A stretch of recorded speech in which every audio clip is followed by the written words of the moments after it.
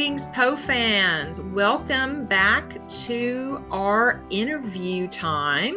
We have a very special guest with us today, Sara Crocoll Smith. Sara, if you will just tell us a little bit about yourself. Yes. Like Carmen said, I'm Sara Crocoll Smith. I am the editor of the Love Letters to Poe anthologies. I am also a Gothic horror author. She's showing the books. It's so exciting. Yeah, I how much further do you want me to go with that little bio? Oh, I mean, as much as you want to say, or, Jeanie and I can just start, asking all kinds of fun questions that we want everyone to know about you and your work. Let's do it. So, all right. So, how did you come up with the concept of Love Letters to Poe? That's one thing that I Yeah. think everybody would love to know, and because the books are fantastic. Oh, well, thank you. You're welcome.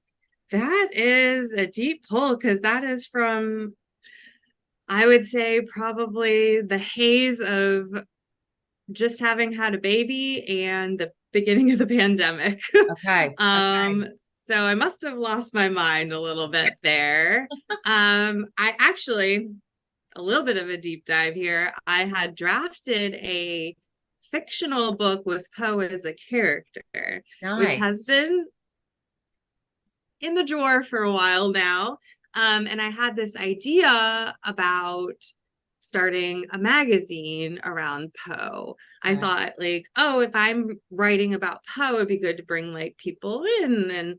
And I had been submitting to magazines, and I was like, you know what? I don't want to I want to be like on the other side, Okay. publishing things. So I also thought, like, I love Poe, but I want to read more Poe-esque works. Okay. So that's how it got started. And over the course of from like 2019 to 2020, I ran Love Letters to Poe as more of a magazine and was publishing issues monthly, which was a lot. And I was like, I'm going to switch to annual anthologies, or maybe not even annual anthologies now. Just spread it out a little bit because that's a lot of work. So that's how it got started. And the first one, you'll see that in the format of the first one, there are like themed issues inside of it, and there are a lot more stories. They were more flash fiction. I think the Hmm. limit was like 1,500 words. Okay. So that has sort of a smorgasbord of every kind of gothic thing people could probably want. For the second one, I wanted to focus it on one of Poe's stories. Mm. So the first one is called A Toast to Edgar Allan Poe, and the second one is called Houses of Usher, Okay. which my patrons on Patreon voted for which story it would be inspired by. And that has 30 stories and Mhm. poems in it, all inspired by the fall of the House of Usher. Mhm. And yeah, that one was I love the first one. I'll always love the first one, but I think there is something to be said about the cohesiveness of all of them being inspired by the same Poe work. And I was a little nervous about would they all be sort of the same story or the same theme. And I was really happy with sort of the spread of stories there. So yeah, I guess, well, it's 2023. I guess it's been 4 years of Love Letters to Poe now. Okay. Oh, yeah. That's Yeah. wow. That's awesome. Yeah. Yeah. Well, if you So think about it, since Poe's death, there's been a whole lot of love letters basically written to Poe because of all the people that are fanatical about Poe. True. I True. mean, just the following that Poe still has today has Mhm. written itself in so many ways of how we all have him close to our hearts and love how we are inspired by him, which that brings me to my question. How did you get inspired? What was your Poe inspiration that got you hooked on just being a writer of Poe or just a writer in general? yeah, that's a great question. I think that even from a young age, I was drawn to Gothic literature. I think Dracula really stands out. Yes. Although recently I read Carmilla, and I think I like that more than That's Dracula. I read Dracula before I read Carmilla and really enjoyed both. And of course, since my name is Carmen, Carmilla, that Yeah. was like, I was like, ooh. That's perfect. Yeah. Yeah. I think, I don't know if they're still doing this in schools, but when I was in school, we read, The Telltale Heart and The They Masquerade are. of Death. So, that young exposure, that was probably my first exposure to the genre of horror. And it left an imprint. I was a spooky kid. I like spooky things. My birthday is like right next to Halloween. Oh, cool. Yeah, so I think that I was writing since my mid-20s. I love storytelling. I think that it helps us process and share our humanity, right? But I was like writing a lot of sci-fi, and that was good. I love sci-fi. But there was something about having a kid and being like, if I don't hold on to this, I'm gonna lose it. Yeah. And I think I just came back to my Gothic horror roots, and it has just clicked ever since. Yeah. And Poe, like you said, Jeanie, Poe, people love him. He is larger than his stories and poems.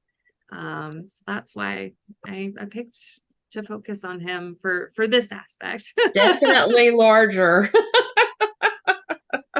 Look at that forehead. I know. It's We have flat Poe now. I'm gonna have to take him on my travels. Awesome.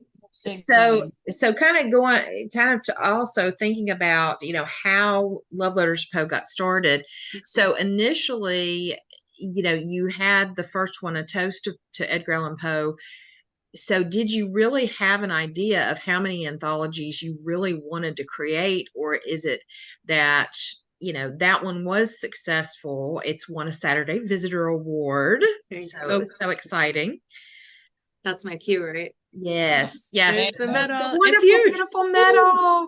So yeah, did that kind of prompt you to kind of say, hey, I should create more anthologies? And he's got so many stories and poems that it could almost be limitless in a way.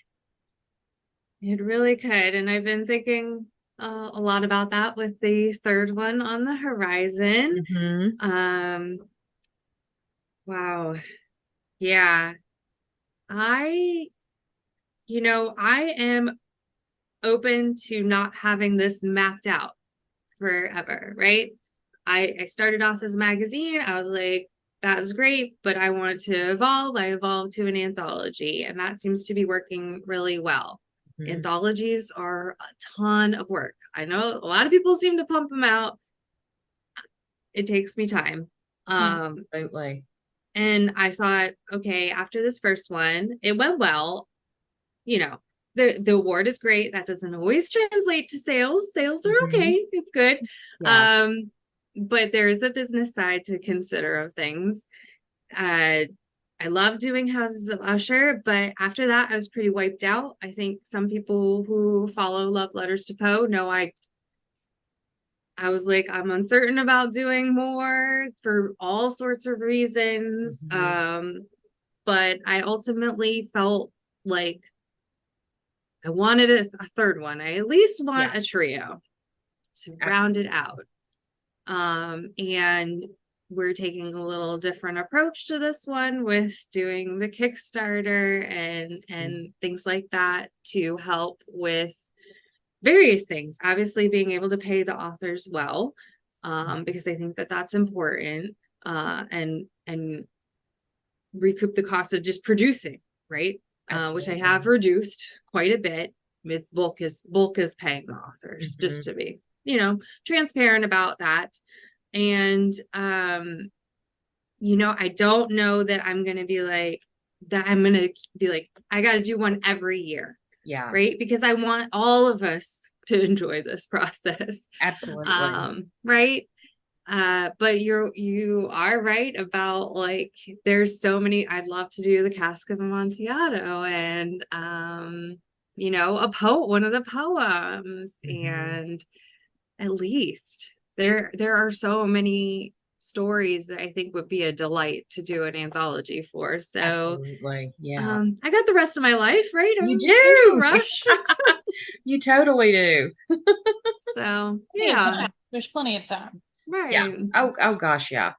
Even if an anthology came out every couple of years, it would be really good. Right. And I like the idea of having them all branded in this beautiful row of different colors. And Yeah, I love the colors you've chosen yeah. so far. You It's got really red, you got purple, you got blue right behind me. yes. That Yeah. way. Or, Yes. you Yes. know, when you look at it, Jeanie. it's like, okay, there we go. Yeah. Like, So what was your reaction? Like I was there at the Black Cat Ball when they announced that you did win the Saturday Visitor Award.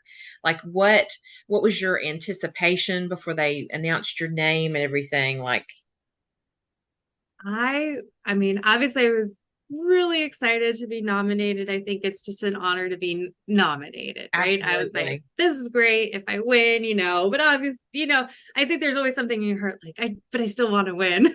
Yeah. Oh yeah. um so you were there. They hold the ceremony at Poe Fest at the Black Cat Ball. So we were in, was the Westminster Burial Westminster Ground. Burial Ground. Yes. Yeah. Yes. And they were calling out, so what, they picked like 3 winners in each category. There's like adapted works and original works. Yes. Yes. And they had already called out 2 winners in the original works, and I was like, oh, it's not gonna happen. I had like all my friends and family there. I was like, I'm gonna be brave face. And so I think that made it all the more exciting, because I really was like, oh, it's not happening. And then they called me, and it was so fun and exciting, and I felt like I was sharing it with everybody, because there's so many contributors to that volume. I didn't feel like it was just me winning, that it was everybody and their stories. And you know, we literally then went out and toasted Poe at his gravesite, while I, you know, for a book that's a toast to Poe. It just felt so validating that I'm Absolutely. doing what I'm meant to be doing. Yes. Yes. Yeah. And that, well, and Houses of Usher is nominated this year, and I'm I like, know. oh, It's so exciting. it is exciting. Oh, So yeah, so fun. absolutely. Jeanie, I thought you were going to ask a question. well, but I was going to wait. You go ahead. Uh, well, one of the things is about the anthologies. I know, especially considering Carmen and I both being English teachers, reading essays is painful enough. But the submissions that you probably are receiving, we talked a little bit about this before we started recording, that there are a lot of people who are writers who are influenced by Poe. How long of a process did the first book take you, since you made it not more of a theme as the House of Usher one? How long did it take you to wade through, for lack of better saying, the amount of submissions to garner something that you know would have to flow? Because being in an anthology, you're having to fit these stories, these different writers, into something that would be, you know, consistent at some point, but also inspire someone to continue reading after the other.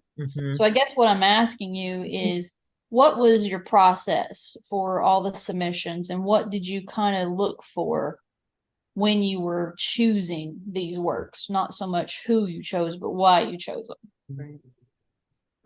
That's a great question. For the first one, I mean, it was the first anthology I ever edited. I have a lot of experience with writing and editing, but that's a different Mhm. ball game. So that one, I also got almost 400 submissions. Wow. So, I read through all of them, and when I was picking out the ones that I liked, they did kind of fall into those themes of about, 4 to 5 different stories and poems that fell into, I have a Southern Gothic section of that anthology, and I think I have 2 Poe sections. What else did I have? Parenting related, love related. They all kind of it feels a bit like sculpting. I'm like, not this, not Okay. this. And then I get down to the core of it and can play with it. It was similar for Houses of Usher. That wasn't as many submissions. I think maybe Okay. 100. But what came out of working through that, I did think very carefully about the order of the stories. And I like to think that I made it a flow of like the first one starts off with the curse of the House of Usher. So Mhm. like a little bit like before and then throughout and then a little bit Yeah. after like the original story. So I hope that it like pulls people through in a Well, way. I would definitely agree. And I'm almost finished reading that anthology. And I love the flow because I love the way some people took and did like prequels in a way to the House Yeah. of Usher and Yeah. then the present and did kind of their own thematic, pulling those essences out of the story. And so it flows beautifully. It Thank really does. you. Thank you. Yeah. I like it. I think hard about it because because I include poetry too. I think about Mhm. that balance of like how many stories are we reading in a row versus Yeah. then a poem. But I do insist that I include poetry because he was a poet. Yes. That would be, yeah, I don't think right if I didn't also honor his his poetry. yeah, Yeah. because So Poe had that. What would you call it? His spread basically Mhm. of being a poet, being an actual writer of novels or short stories, or he had that range. That's what I was trying to think of. He had yes. that Yeah. range in what he did. And I think that's what you're hitting upon with your anthologies. You're showing not only the range of the different types of people that are influenced in their writing and everything, but you're actually paying homage to Poe by including what he was. He was a poet, he was a writer, he was Mhm. very much feeling the gothic, the horror. He had all that because a lot of his real life was tragedy. Yeah. And as we know, people out there who've been writers for many years, that we've been told over and over, write what you know. Well, Yeah. tragedy has struck many people in life from many years, from early times to late to, we went through a huge pandemic just a few years ago, and that was a major shock to a lot of people, especially kids. Mhm. So I think that this upcoming anthology that you have is dedicated to the Telltale Heart, which, as many people, we've all, yes, exactly. We love, and I'm using the we like the mouse in my pocket. So I'm in the we. I'm in the we. yeah, it it affects many of us because we have fears, and that's one of the things the Telltale Heart, in my opinion, hits upon, is the fear that's inside of us that we are manifesting in reality through either other people, other things, phobias, whatever. And Yeah. that's one of the things about the Telltale Heart. So when I found out that you were doing an anthology dedicated to the Telltale Heart, I was like, this is going to be phenomenal. So Yes. you said that Patreon, your Patreon people, your patrons, they're the ones that help you decide on the Telltale Heart Yes. anthology. Yes. So Yes. I would give them you the elaborate opportunity. more about your Patreon, and you can advertise here? Yes. Yeah, Or if you go to loveletterstopoe.com, you'll see where you can click to go to the Patreon. The my Patreon is both Love Letters to Poe and the Hopeful Horror series that I write. So there's a bit of both in there, but yes, I am constantly trying to deliver behind the scenes content, further insight into what I'm doing, and decisions where I feel comfortable with. And because Poe has so many great stories, we did a little quiz and they voted and picked Telltale Heart. So honestly, if people who are listening are writers, please dig deeper than just your first instinct for the Telltale Heart, because we've seen a lot of takes on the Telltale Heart. We need to go much deeper. It needs to be new and interesting to catch my eye. I don't want to just read about murder. It can be involved, but I'm not the hugest on gore. I'll just be frank about that. Or and neither was Poe, and neither really was right. Poe. It was very subtle. Yes. You don't see it, you hear about it. And so absolutely. Exactly. He had a lot of the psychological. I think that there's room to explore this story from like a neurodivergent perspective, of auditory things. I'm very sensitive to sound, so it really gets me from that. I know there's like, read about the history of the Telltale Heart, like immerse yourself in it. To come up with a great idea. Like there's some theories that the sounds were death watch beetles in the walls. There's all kinds of cool angles to bring to it. And that's, Jeanie, I hope you're right that it's going to be an amazing anthology. But it's really up to the submissions, and I think we'll see some great ones. But I just wanted to put that out there. Oh, absolutely. And you mentioned you have your own writing projects. And so if you want to tell us a little bit about that, and are you going to include your own short story or even poem in this anthology, or maybe in a future one?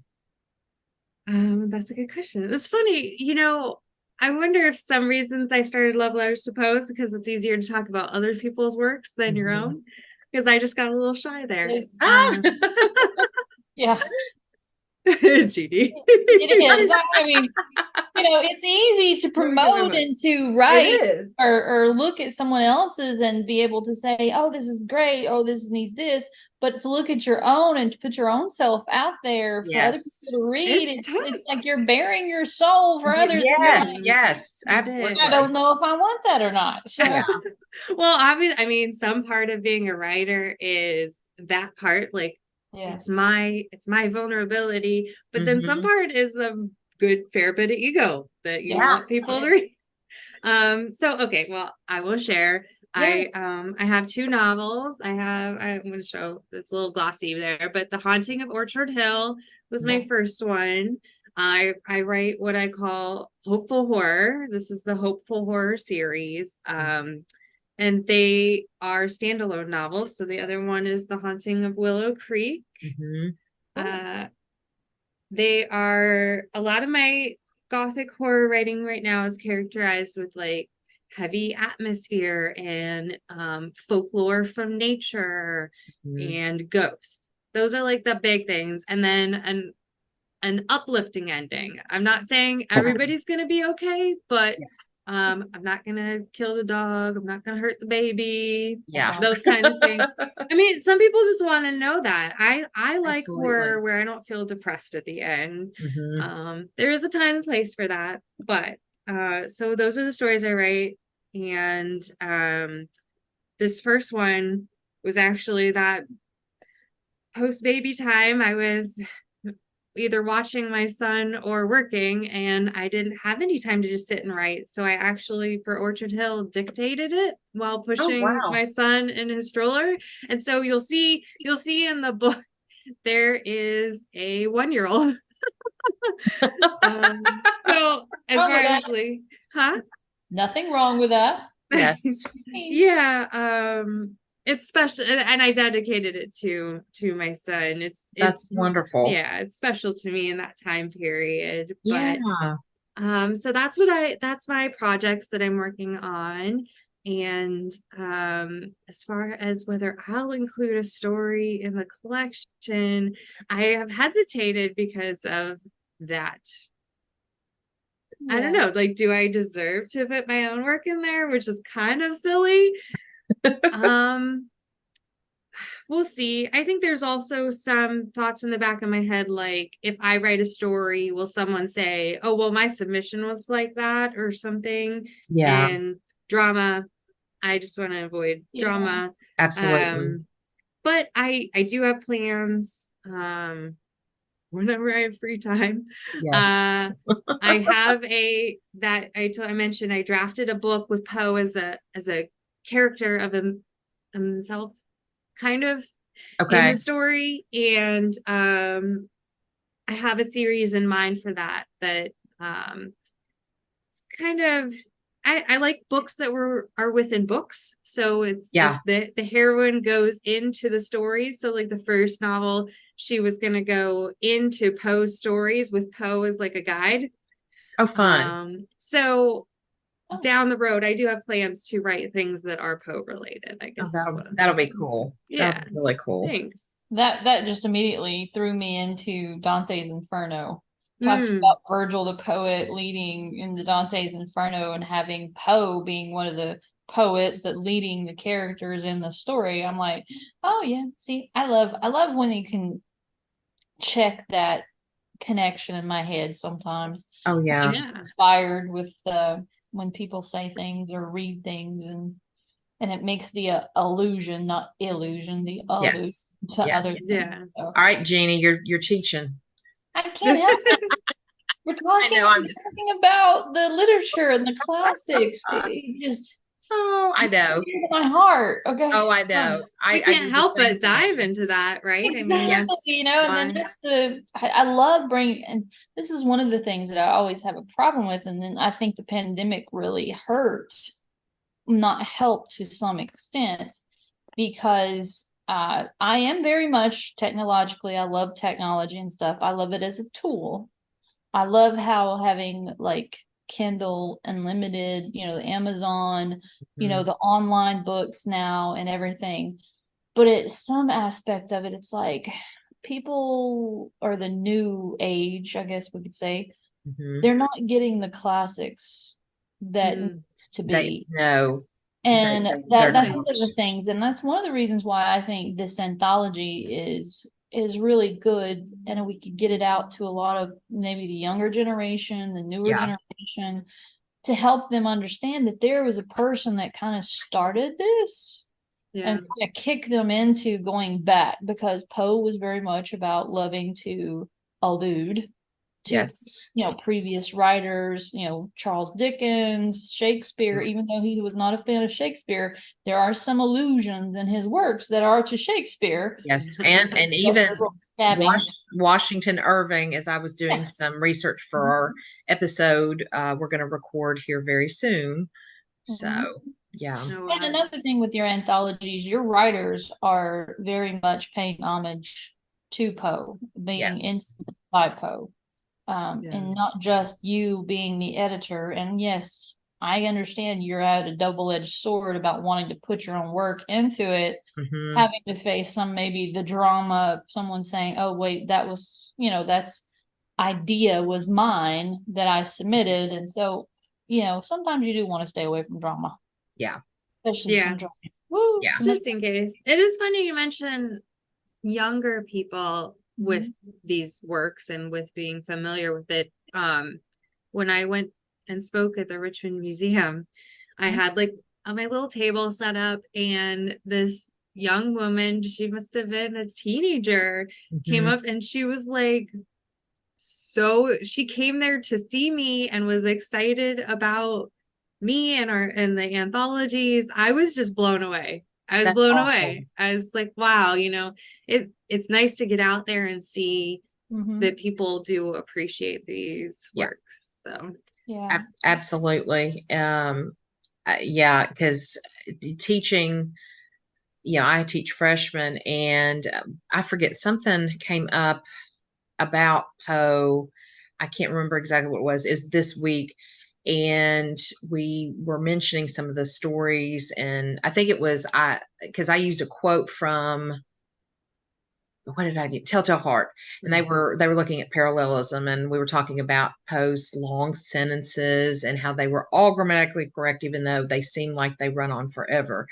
And they were like, yes, why does he do this? And I was like, yeah, he used dashes a lot. And we're talking about dashes versus semicolons. And now I'm teaching here, but yeah, well, we can't help it.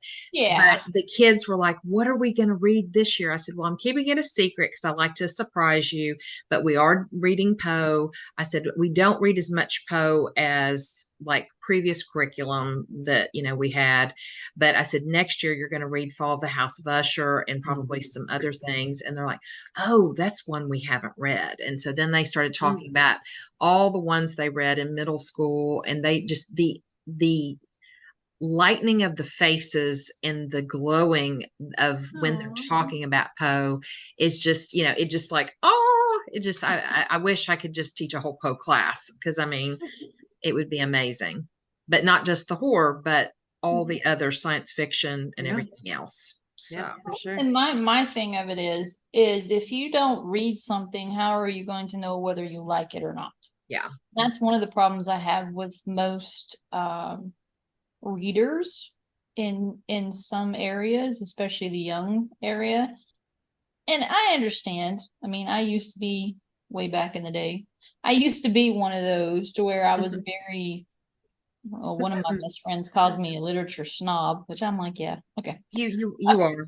And I am. but I love it. I am. But even when I was in school, I was very goth, not emo. People need to understand they're two different things. There's a difference. Not Yeah. the same. Yeah. There's a big difference. Exactly. And I was very much goth, but at the same time, I also knew that I could not talk about another author or anything about that writing if I did not actually have introduction to that writing or that author. And that's one of the things that some people now today is, don't just say you don't like it. Tell me what you don't like it. Try it, then tell me what you don't like about it. Yeah. Because there is a difference, because I'm going to go back with the old commercial in the 80s with Mikey and Life cereal. Give it to Mikey, he'll eat it, he might like it. I was just thinking that's what I do to my son. I was like, try your vegetables. Yeah. Exactly. You don't know until you try it. Yeah, if you try it, you don't like it, it's not your thing, that's okay. Move on and find what is your thing. Absolutely. So with these anthologies, I think is perfect because you do have that difference of poetry and writing and short stories that, hey, maybe not everybody will like every one of the stories that's in there or every poem that's in there.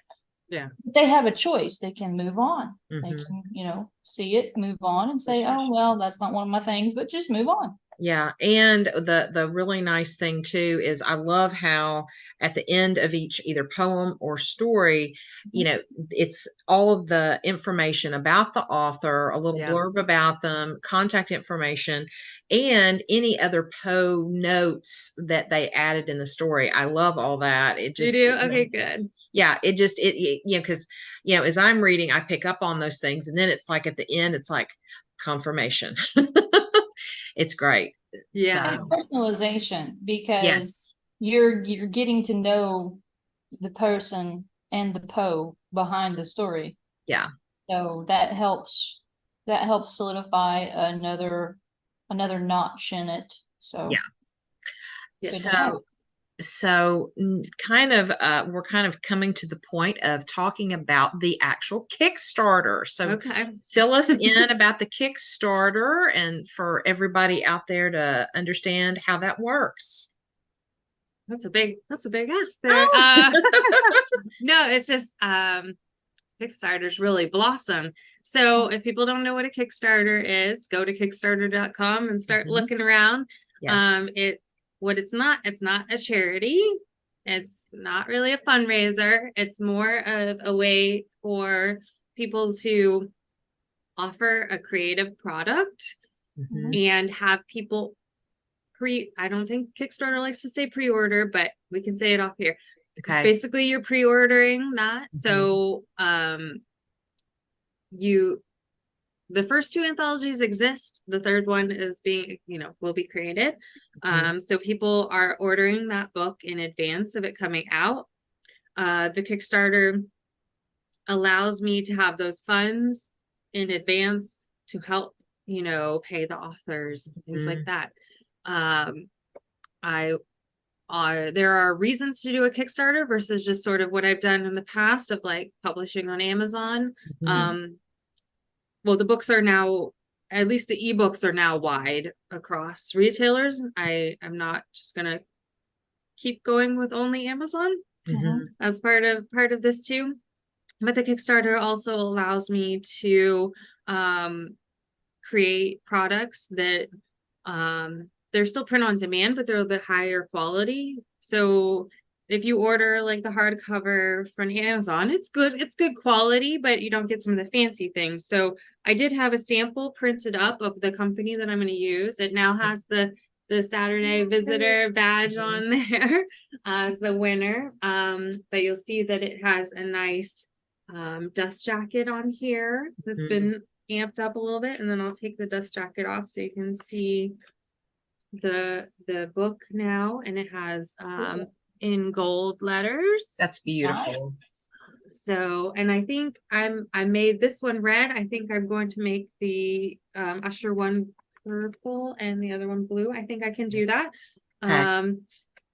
So I'm calling them special edition hardcovers because they're, fancier for bookshelves. But people that are nerdy like me who loves actual hardcap, I do too. I have a lot of paperbacks as well, but I really love the hardbacks too. Yeah, it's beautiful. And the quality just came out great. This was the first sample I got, and there was like, it's gorgeous. So I'm really excited to be able to offer that because I think, some publishers experience a lot of ebook sales, but I actually have, I think, more print sales than ebook. So, and that's part of the offering of the Kickstarter is the hardcover editions. I'll have paperback, options. This is how the paperback printed out. So still, very nice quality. And this is right now, this will be the only way people can order the third volume until I decide how to publish it subsequently afterward. And that may take some time. So, so definitely order it now. Definitely get it now. Yes. Oh, I guess I should say it's happening in October. Yes. It kicks off on October 3rd.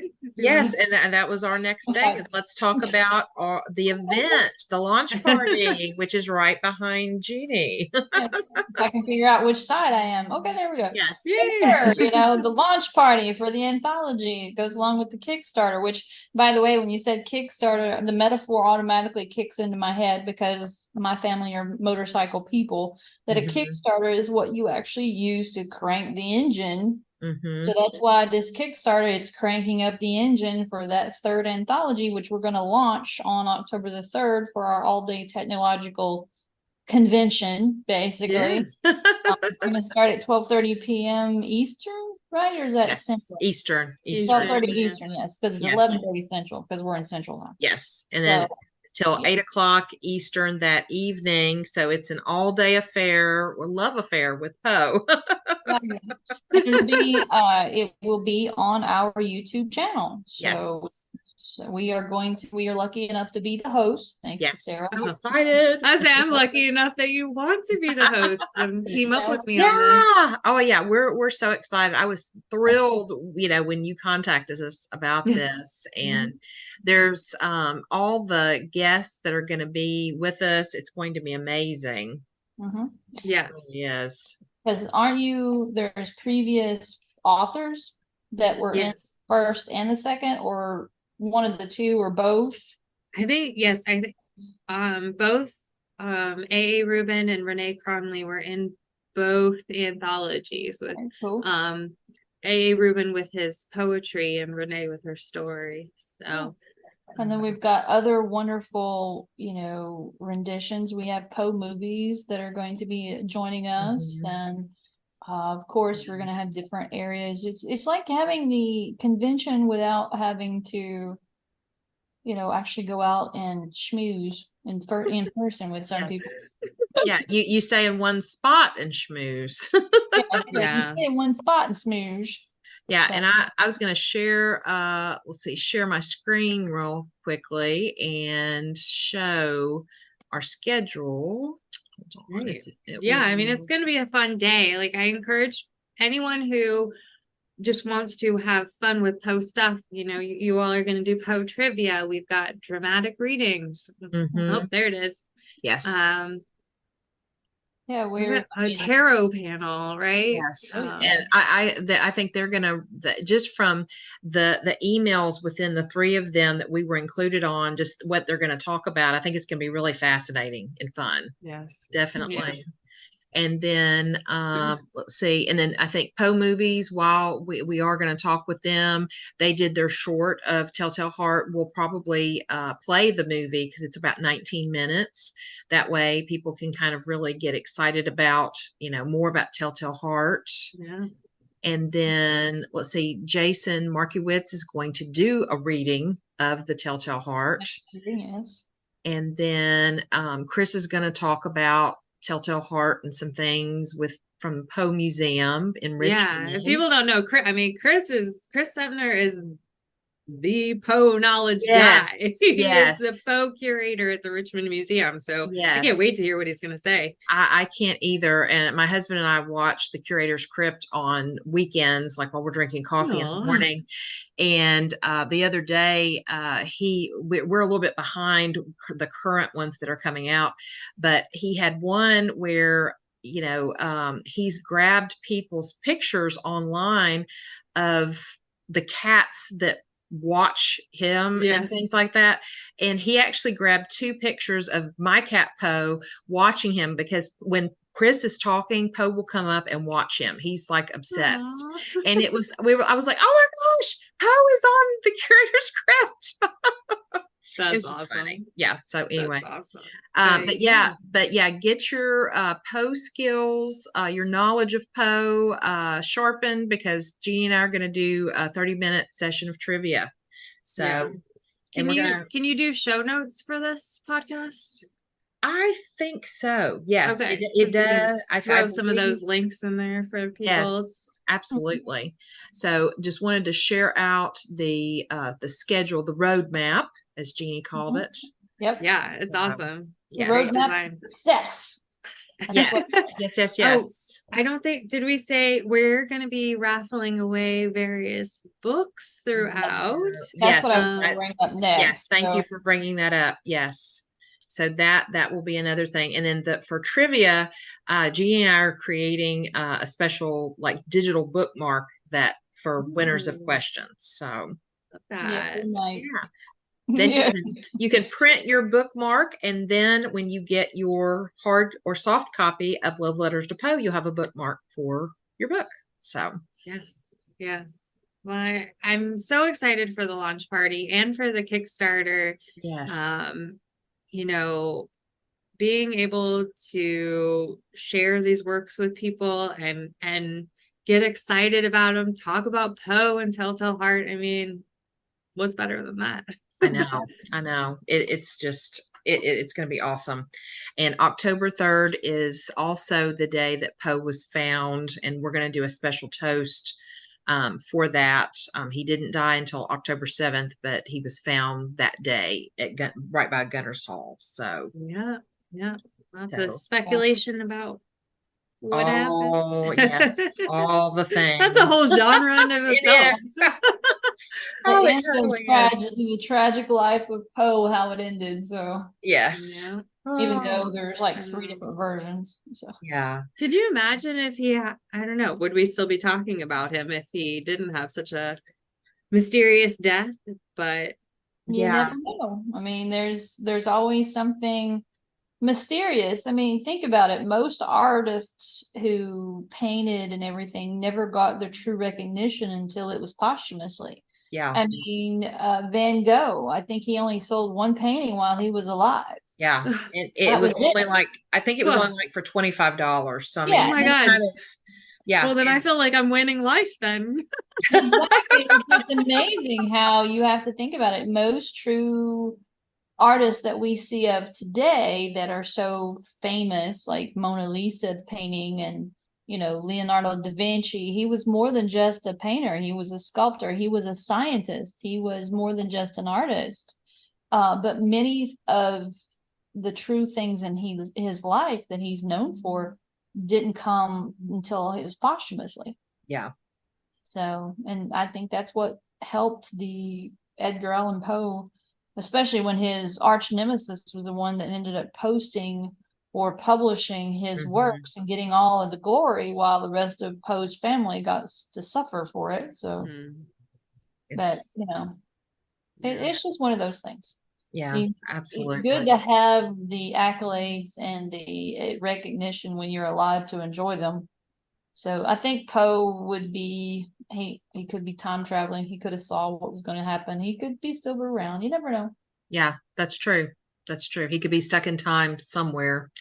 He But could be put in a loop-de-loop. Who knows? oh goodness. Love that. Time traveling Oh, Poe. I'm gonna write that down. Do you want to yes, co-write that yes. one? Yes, yes. Yeah, well, Yeah, that we'd love goes to. with my upcoming little Oh, Carmen has her on the road with Carmen. I'm going to have yes. time talks with Jeanie coming up on my Yes. YouTube, which Ooh, Yes. I'm going to That's go a back to that. So see if truly Poe is around. So exactly. nice. Yeah. Any other thoughts before we kind of wrap up?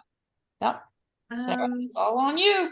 I just want to say thank you for having me. And if people Absolutely. are interested in the volume and submitting and, you know, backing the Kickstarter, just watching the event. If you go to loveletterstopoe.com/volume3 with the number 3, that I believe redirects to the Kickstarter pre-launch page. So you will be able to follow and get all like the updates and information there. Or look in the show notes for links. Yes. And follow your YouTube. With the YouTube Yes. for 6 degrees here. Yes, and that's our YouTube is Poe Unplugged, and everything else, Facebook, X, formerly known as Twitter, and our website is all about, it's 6 Degrees of Poe, 6 Degrees of Edgar Allan Poe, any of those titles. So yeah, and we hope to see people there. So yes, we can't wait. So definitely come see us on YouTube live on October 3rd, starting at 12:30 Eastern time.